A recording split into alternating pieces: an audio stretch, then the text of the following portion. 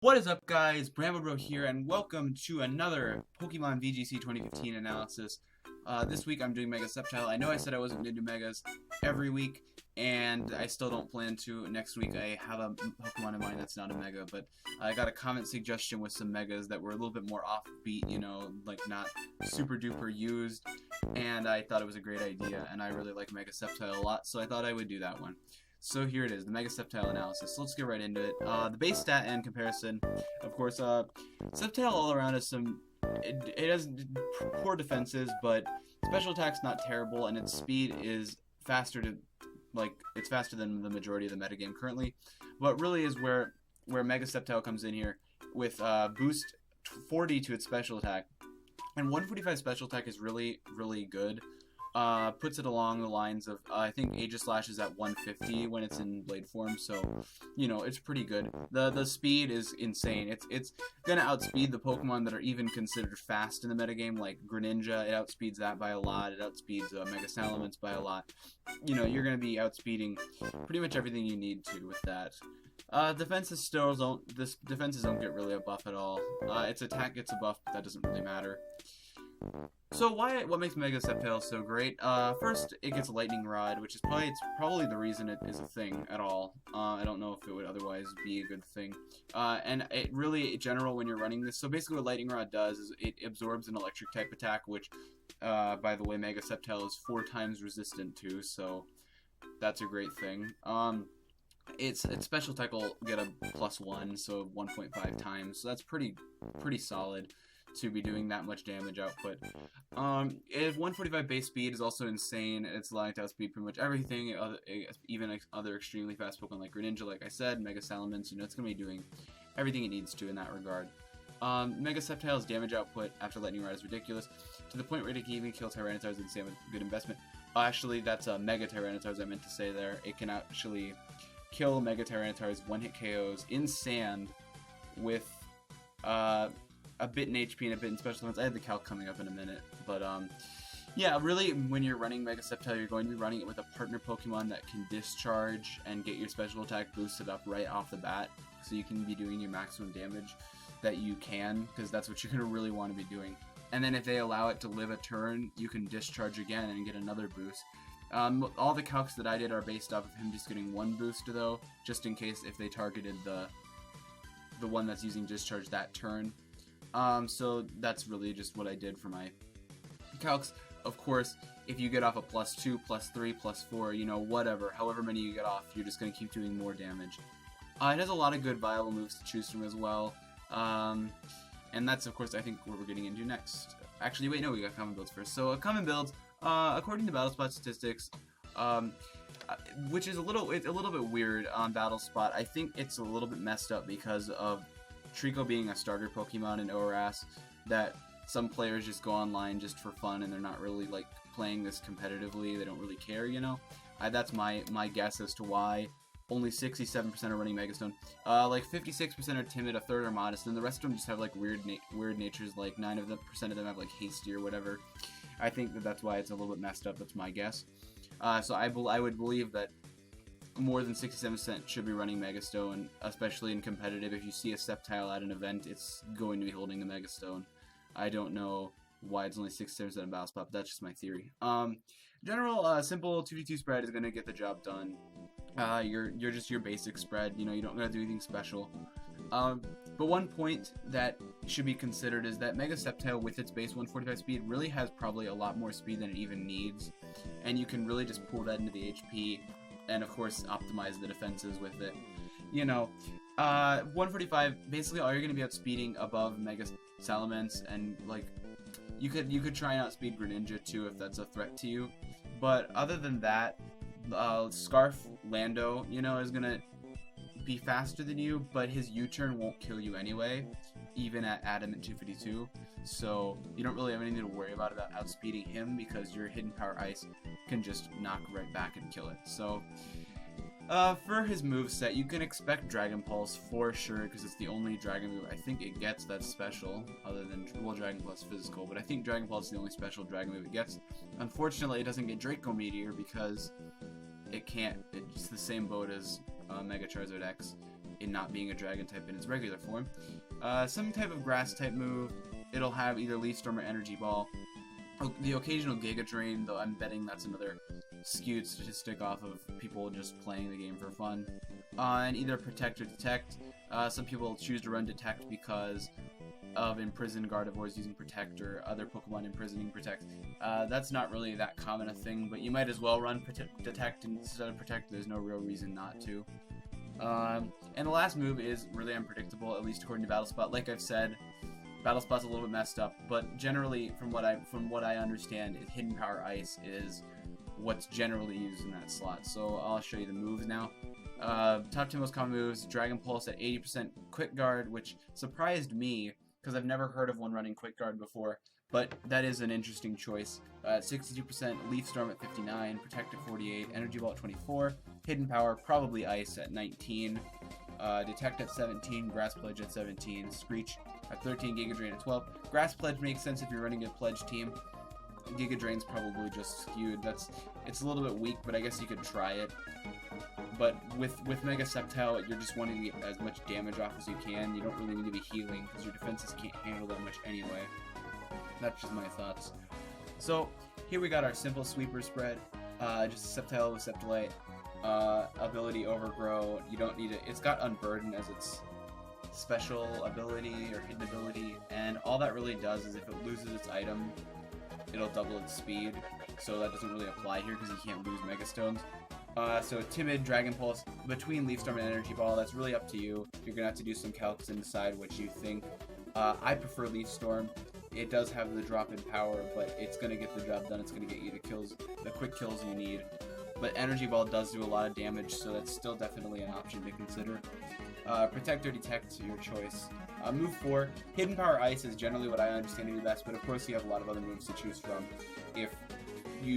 Because the thing with Hidden Power Ice is that when you're fighting a Pokemon like Salamence, I think I talk a little about this later, but your Dragon Pulse is going to be doing more damage to a Salamence than your Hidden Power Ice is because of Stab and other things like that. So it's really just there for Land OTs. I think, yeah, pretty much just Land OTs is the only reason that's there. And it makes sense because Land OT is a pretty big threat. But if your team is able to deal with Land OTs and you don't feel the need for Hidden Power Ice, there's always a lot of other options there. And here's another spread I did, somewhat bulky spread, where basically I decided that he didn't need all the speed that I was giving him, and that him at 60 speed here is going to be outspeeding max speed Mega Salamences. You might want to optimize it to outspeed Greninjas because the Ice Beams will kill you. That's probably a good idea. It's something I didn't consider, but I realized after I did this. But just assuming that you're wanting to outspeed all the base 120 max speeds, that's all you're going to need is 60 in your speed investment, and I pooled the rest into HP, put 4 in each of the defenses just to buff it up a little bit like that. And same move set, just sort of helped out a little bit. It might survive a couple things that it couldn't before. If you don't feel the need for the speed, you can just put it in its HP and it'll help you out probably. So here's some offensive calcs. These are this just proves how powerful it is. So here you go. First calc, Energy Ball against Mega Kangaskhan. You're seeing gets you only a 2 HKO. This is just sort of showing you the comparison between Energy Ball and Leaf Storm. Assuming only a 4 HP Mega Kangaskhan, so just the basic one, you know. Energy Ball will only 2 HKO, but Leaf Storm has a almost 100% chance to OHKO. So that's really, I think that calc better than anything else illustrates the difference between Energy Ball and Leaf Storm. Of course, after that turn, your whole Sceptile as a whole is going to be pretty weak, but and here running Energy Ball just to once again show you that even if, and this was of course a little bit of a ridiculous calculation here, but even assuming that their Rotom Wash would be running 252 HP, 252 special defense, and a Calm Nature, you'd still OHKO with +1 boosted Energy Ball. No one runs their Rotom Washes like that, but that's just showing you that you will get the kill on that no matter what. And down here, I made up the spread for Mega Tyranitar to just sort of show you the limits of guaranteed OHKO. Leaf Storm versus a 196 HP and 48 special defense Mega Tyranitar in Sand will guarantee an OHKO.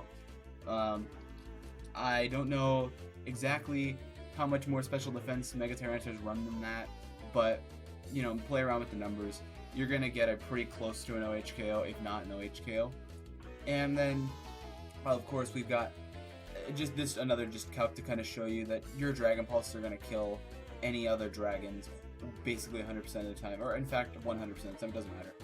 This calc here, 252 HP, 248 special defense, Mega Salamence, guaranteed OHKO. That's, I mean, and no one runs them like that. It's just sort of showing you it's powerful and it's gonna kill all your dragons in one hit. Doesn't matter. So some things to keep in mind is Mega Sceptile is weak to 6 different types. Of course, the grass type has always been frail, and adding dragon to that helps with a couple of the weaknesses, but it adds some new ones. Of course, it's 4 times weak to ice. Falls into the unfortunate category of almost every dragon being weak to 4 times to ice. It's weak to dragon, it's weak to fairy, it's weak to bug, it's weak to poison, and it's weak to flying. And like I was stating earlier, Mega Sceptile's Dragon Pulse is stronger than HP Ice when it comes to Pokemon that are 4 times weak to it, like Salamence, Garchomp, Dragonite, you know, whatever else. Dragon Pulse will be stronger than HP Ice by a bit. So keep that in mind when you're building your moveset. Mega Sceptile is very frail but very powerful. So you don't want to let it die too fast, because basically your goal with it is just to get off as much damage as you can, kill as many things as you can before you die. Don't be afraid to switch out, obviously, if you need to, because then you can come back in and do some more damage. Of course, if you do switch out, you'll lose your boost. Don't forget that. Yeah, and you want to check, and like I was saying, with the whole Energy Ball Leaf Storm thing, you want to check and see whether Energy Ball is getting the kills you need it to or not, the threats that you are trying to get Sceptile to kill, and when you're deciding between that and Leaf Storm, that'll sort of help you out. If Leaf Storm is overkill for you and Energy Ball is doing what you need, then go ahead and make the switch, because you're going to be able to stay in a lot longer using Energy Ball than Leaf Storm. Okay, some good partner Pokemon. I think the best partner Pokemon for Mega Sceptile is Heliolisk. And the reason for that is if you're running like Scarf Heliolisk, of course, you're going to be able to basically, and I'll just go ahead with the second point so I can sort of explain. Basically any Scarf Electric type that can outspeed Mega Sceptile for obvious reasons. Because if you're wanting to outspeed it, so that way you can discharge before Mega Sceptile attacks on the first turn. Another thing to keep in mind, of course, is that on the first turn of the game, Mega Sceptile is not going to be running at max speed, because it takes a turn for that to happen. So you might want to double protect on the first turn, and then on the second turn, you want to make sure that your Electric type is able to outspeed even Mega Salamence, so that way you can get the discharge off then. If that's not accomplishable, you can always go with trying to outspeed regular Sceptile's base speed and doing it on the first turn. You know, it's really up to you there. But Heliolisk is a good one. Gets Discharge, Electrify, you know, everything you need. Discharge obviously being the best idea. Electrify is a cool idea too. And also another good thing to have for partner Pokemon to Mega Sceptile is Fake Out. If you have some Pokemon in the back with Fake Out along the lines of like Scrafty or Mienshao, whatever, those coming in when Mega Sceptile is already on the field, having already maybe killed one thing, if you send that out, you're going to be able to fake out one thing and then kill the other. And then you can sort of keep a little bit of a momentum, killing things and not allowing Sceptile to die. That's just a strategy idea you can try out. And what beats it? A lot, actually. It's probably why its weaknesses are probably why it's not more used than it is now. Sylveon destroys it. There's nothing Mega Sceptile can do to Sylveon to stop it. Dragon Pulse obviously won't hit. Leaf Storm's not going to do enough, even at boosted, to kill it. And Hyper Voice will instantly kill it. Doesn't matter. So, I mean, you're going to want to make, if you're building a team with Mega Sceptile, make sure you have something that can take care of that. Yeah, also any Pokemon with Ice Shard, of course, doesn't matter. Mamoswine, Weavile, whatever you got that has Ice Shard, 4 times weak is going to kill it with the bad defenses. I was doing some calculations. Mamoswine has to run pretty close to max attack, though, to do it, to get the kill, but, I mean, most of them do run max attack, so keep that in mind. Charizard Y, there's nothing Sceptile can do to Charizard Y either. Dragon Pulse won't kill it, Leaf Storm won't do anything. But you have to keep in mind that Heat Wave, so Mega Sceptile is not weak to fire. It's neutral to fire. So your Heat Waves in Sun won't kill it. It won't. It'll do a decent amount of damage, but it won't kill it. And Mega Sceptile will 2HKO Charizard Y, so you want to make sure that doesn't happen. Thundurus does a decent job. Thunder Wave is really going to shut down Mega Sceptile, and you can, because its speed is where it's being able to, it does have a lot of damage output, but its speed is what it's capitalizing on to do that. So if you're using Thunderwave with Thundurus, you're going to be able to shut it down. Thundurus has decent special defense, and it's resistant to grass, so those are two things to keep in mind when taking down Mega Sceptile. If you're able to Thunderwave and have another Pokemon take it out right away, that's probably what you're going to want to do. Talonflame is also an amazing counter to it. Brave Bird priority will kill it, doesn't matter. No questions asked, it will die. So make sure, if Mega Sceptile's somehow a threat to your team, or if you're making a Mega Sceptile team, make sure you have something to Talonflame, because Talonflame will kill you, preferably. Oh, wait a minute, I bet that's why they run Quick Guard, huh? That's probably why Mega Sceptiles run Quick Guard, to avoid the Brave Bird. Well, there you go. Make sure you have something that has Quick Guard, though, because you're going to want to make sure that Talonflame's not able to get away with all of the Brave Birds. And Talonflame's a pretty common Pokemon, so it's definitely something you should keep in mind. So here's some defensive calculations just to sort of show you what's going on. Like I was saying with the Charizard Y's Heat Wave, I'm using the bulkier spread here, but I noted even with no investment, it won't kill Sceptile, so keep that in mind. Even in Sun, it will not kill. And that's running 44 Modest, which are pretty common. And 2v2 attack, Parental Bond, Mega Kangaskhan return versus the defensive spread has a 80% chance to OHKO. It's pretty much pointless to try and survive that. Most of them run Double Edge now anyway, or Adamant, you know. So, or not, they don't mostly run Adamant, but a lot of them run Double Edge, and that's going to decimate you no matter what, and you still have a good chance of dying to return. Of course, you're faster than Mega Kangaskhan, so it shouldn't matter. You should be able to kill it before it attacks, probably. But with a discharge and a Leaf Storm, you'd kill it. So, I mean, keep that in mind. And Heatran actually doesn't do a whole lot to it. There's not a lot of things you can do back to Heatran, but Heatran can't do a lot to you either. 2v2 Modest. Special attack, Heatran's Heat Wave versus the bulkier Mega Sceptile only has a small chance to 2HKO even, and it obviously won't OHKO on the other on no investment. And this is actually a funny one. So 2v2 attack, Life Orb, Bishop, Sucker Punch will not kill Mega Sceptile, and its Leaf Storm will nearly knock it out, which is funny since it's totally resistant to it. It'll get pretty close, and that's on the zero investment Mega Sceptile, so keep that in mind. And just another to exemplify, 2v2 attack, Mamoswine, Adamant, Ice Shard versus Mega Sceptile, 0 HP, 4 defense. I meant to do 0 defense, but it doesn't really matter. Guaranteed kill, and even with the bulkier spread that I've been using, it still kills. Doesn't matter. So yeah, really, Mamoswine is a pretty big threat to Mega Sceptile. So in conclusion, Mega Sceptile is not the most popular Mega, but that doesn't mean he isn't powerful. He's got his role to play, and if you feel like he'll fit the role you need, definitely use him and definitely give him a try. He's not a terrible Mega. He's a good one, and you should try him out. But also something to keep in mind is that unlike some Megas, like Kangaskhan, you can sort of just throw onto any team with 5 Pokemon on it. You can sort of go, yeah, okay, I have 5 Pokemon, but I need a Mega, let's take Kangaskhan. You can't do that with Mega Sceptile. You need to build the team around it. It needs to have things supporting it. It needs to be the center of the team, whereas on most Kangaskhan teams, Kangaskhan's not the center of the team. Kangaskhan's just on the team because they needed a Mega. With Sceptile, you need to really build the team around it.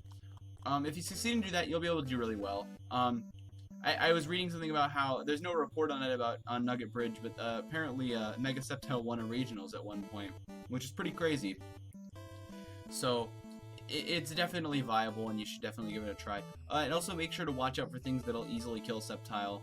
Or in other words, make sure you have a lead that doesn't include Sceptile. Yeah, if you see in Team Preview your opponent has a Talonflame, it's probably best not to lead Sceptile unless you have a way to take care of that, unless you build a strategy around that. You really just want to make sure that Sceptile is not going to get killed on that first turn, which it shouldn't if you're able to play it all right. You just want to make sure you have a solid lead of 2 other Pokemon that can be in the lead and take care of the threats that Sceptile needs to not face, because there's something Sceptile cannot kill, though, no matter what. And that's really it, guys. I hope you did enjoy this episode of Pokemon VGC 2015 analysis. Next week, I'm planning on doing Heatran for next Fridays. That's my plan. Because Cybertron hasn't done Heatran yet. and Heatran is really good, and that's what I'm going to do. So thank you all so much for watching. I hope you enjoyed, and I'll see you next time.